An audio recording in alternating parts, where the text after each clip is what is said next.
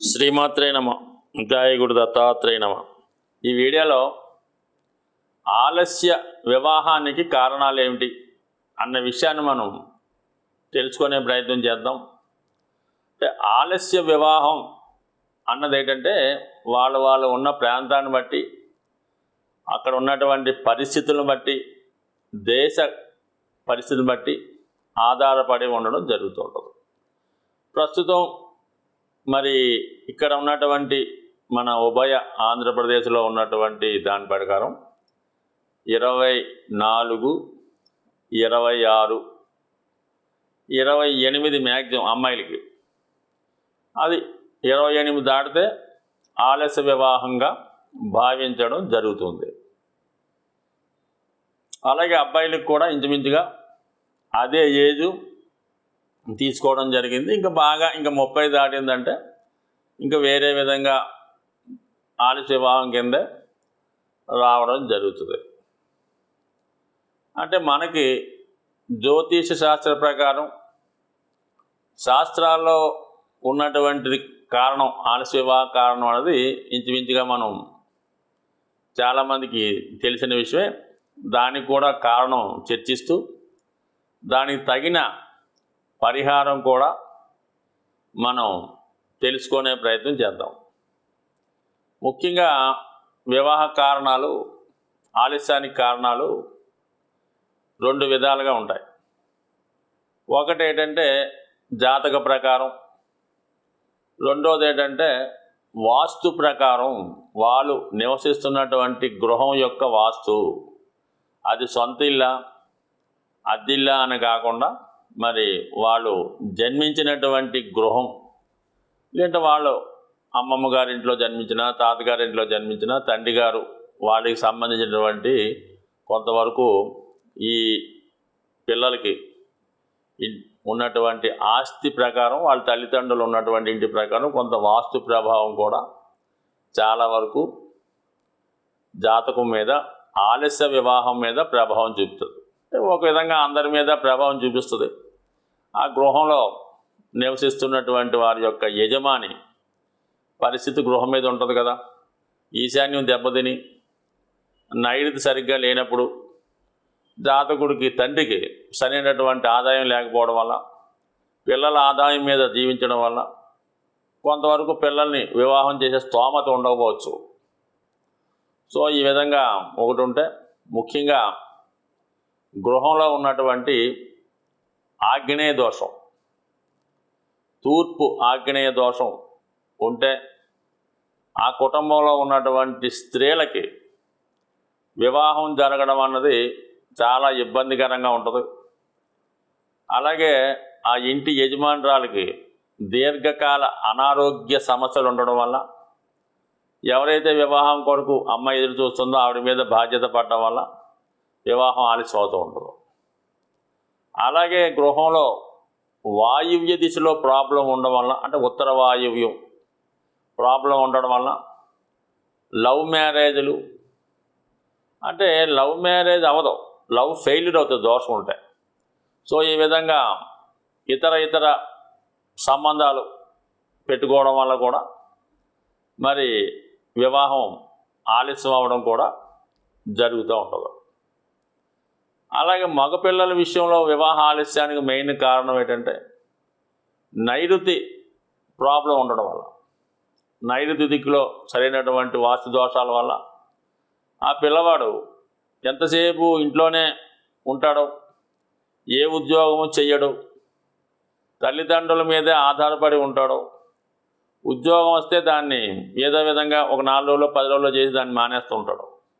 ఇంకా అటువంటి వాడి పిల్లనివ్వడం కూడా ఎవడివ్వడం, తల్లిదండ్రులు కూడా పెద్దగా శ్రద్ధ పెట్టరు. కాబట్టి ఈ విధంగా నైరుతి దోషాలు ఉండడం వల్ల మగ సంతానానికి ఆలస్యం అవుతూ ఉంటుంది. అలాగే ముఖ్యంగా గృహంలో ఈశాన్యంలో ఏదైనా రూమ్ ఉంటే, గది ఉంటే, ఆ గదిలో ఎవరైతే సంతానం ఉన్నారో వాళ్ళు చదువుకోవడమో ఏదో పరీక్షలు ప్రిపేర్ అవ్వడమో చేస్తూ ఉంటారు. వాళ్ళకి కూడా వివాహం అవడం అన్నది ఆలస్యం అవుతుంటుంది. అంటే ఈశాన్య దోషం వల్ల ఖచ్చితంగా వివాహం ఆలస్యం అవుతూ ఉంటుంది. పిల్లలు ఎంత అభివృద్ధిలో ఉన్నా, ఎంత బాగా చదువుకున్నా వివాహం దగ్గరికి మాత్రం ఇబ్బంది పడుతూ ఉంటారు. ఈ విధంగా గృహంలో ఉన్నటువంటి దోషాలు ముఖ్యంగా వెరీ వెరీ ఇంపార్టెంట్గా గృహంలో ఉన్నటువంటి టాయిలెట్స్, దాన్నే వాష్రూమ్స్ అంటుంటారు, అవి ఉండకూడని చోట ఉన్న, అంటే ఏది ఈశాన్యం, ఆగ్నేయం, ఉత్తరం ఇలాంటి చోట్ల ఉండడం వల్ల వివాహం ఒకటి ఆలస్యం అవుతుంటుంది. అందులో ఉన్నటువంటి పిల్లలకి మరి సరైనటువంటి బిహేవియర్ ఉండదు, ఏదో ఒక అవలక్షణం, ఏదో ఒక బలహీనత ఉండే అవకాశం ఉంటుంది.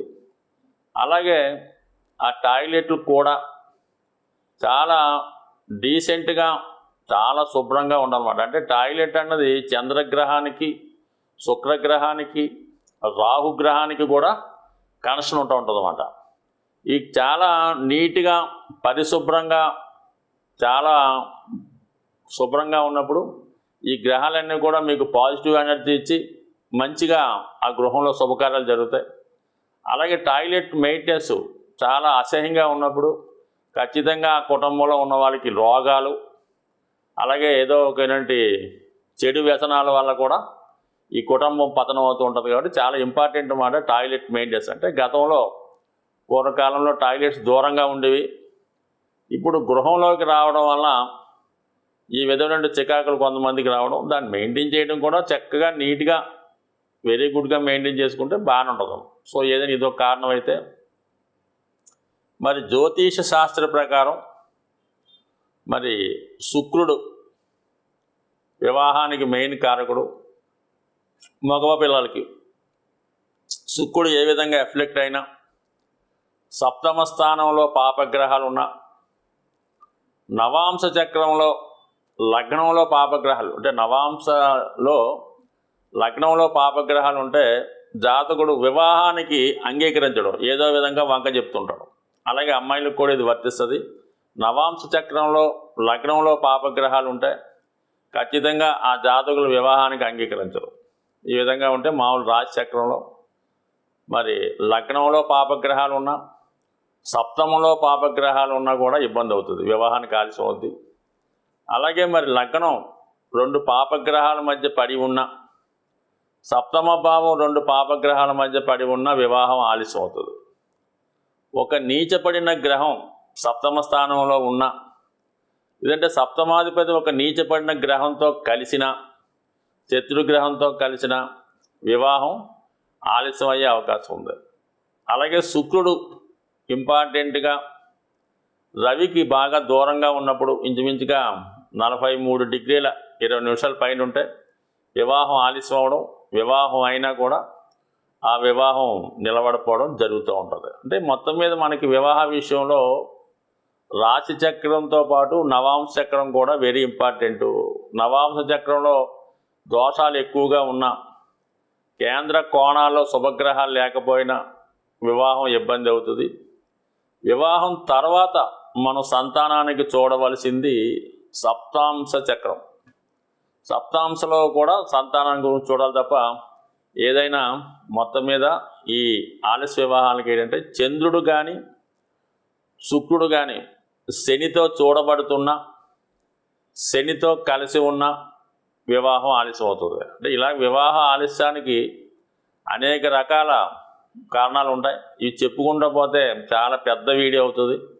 సో ఏదైనా ఆలస్య వివాహం జరగకుండా ఉండాలి అంటే వివాహ ప్రయత్నం చేస్తున్న వాళ్ళు ముఖ్యంగా ఏ విధంగా తొందరగా వివాహం కావాలనుకున్న పరిహారం ఏంటంటే కంపల్సరీగా మరి ఏదైనా ఒక ఆలయంలో, అంటే మనకి మురమొళ్ళలో ఉన్నటువంటి అమ్మవారి అదే వీరేశ్వర స్వామి ఆలయం అవ్వచ్చు, మిగతా దేవాలయాల్లో కూడా పార్వతీ కళ్యాణం కానీ, సుబ్రహ్మణ్య స్వామి కళ్యాణం కానీ, లేదంటే తిరుపతిలో వెంకటేశ్వర స్వామి కళ్యాణం కానీ, ఏదైనా ఒక కళ్యాణం మరి ఎవరైతే వివాహం చేద్దాం అనుకున్నారో వాళ్ళ తల్లిదండ్రులు కళ్యాణం చేయించడం వల్ల ఈ అబ్బాయి యొక్క అమ్మాయి యొక్క వివాహం కూడా చేయించడం.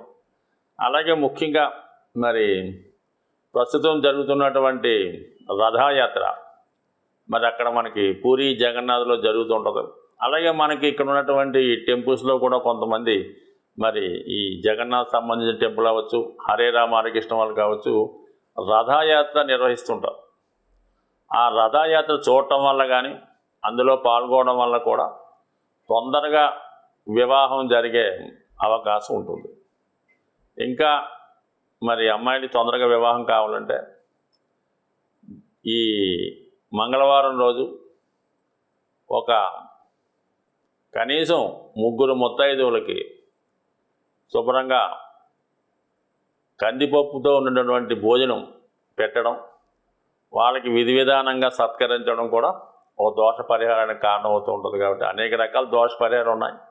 ఎక్కువగా ఏంటంటే ఏదో టెంపుల్లో కళ్యాణం చేయించడం వల్ల, అమ్మాయిలైతే రుక్మిణీ కళ్యాణం చదవడం వల్ల ఖచ్చితంగా వాళ్ళకి వివాహం తొందరగా జరిగే అవకాశం ఉంటుంది.